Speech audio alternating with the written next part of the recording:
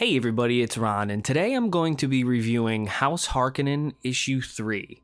Like most of the Dune comics, there's a lot to unpack, and this particular issue starts out with Duncan Idaho arriving at Ginaz to train as a swords master for 8 years. The one thing I'll say is, it was a little jarring how quickly time seems to pass in just a few pages. I guess this was supposed to be a montage of his training over a few weeks or a few months, and that's fine because I know you have to shorten some stuff in comic book adaptations.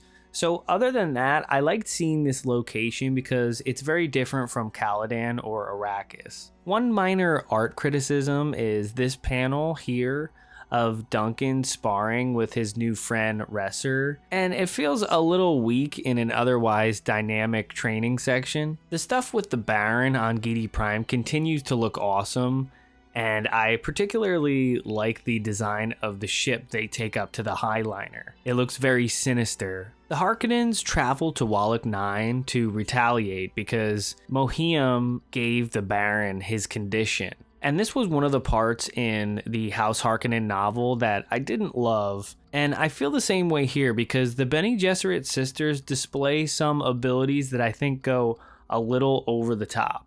They basically become invisible to the Harkonnen invaders and mess with them as if they're ghosts. And I just didn't buy that they can do this type of stuff. They can also see Raban in the No ship, and they bring it down basically using the voice. So yeah, personally, I feel like this is all a little too much, and it makes it seem like they have full-on superpowers. The sections with Kaiter Pilru on Ix are kept short, which I think is a good move because it doesn't slow down the momentum of the larger story, but I do like the look of the Tleilaxu. There's another short training session with Duncan Idaho, and I was really happy to see these giant turtles that were described in the book.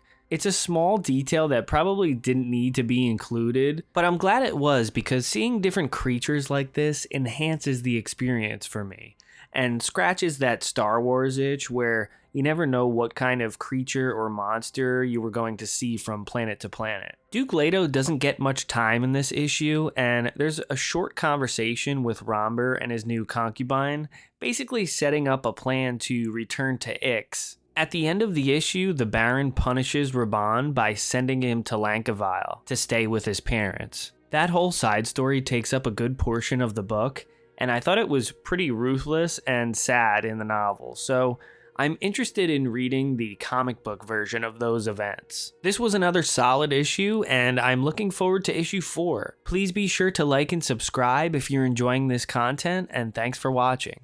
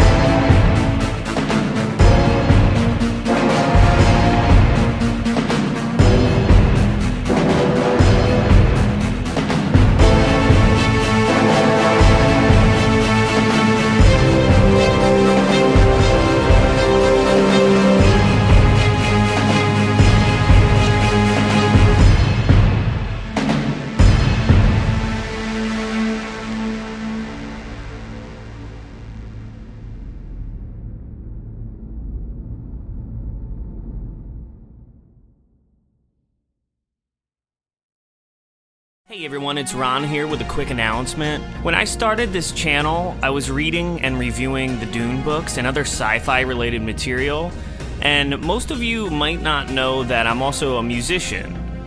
So when I was reading these sci-fi books, I started to get inspired and decided to make my own soundtrack to use for my videos, and now I'm excited to tell you all about the first volume in the Ron Reviews original soundtrack collection.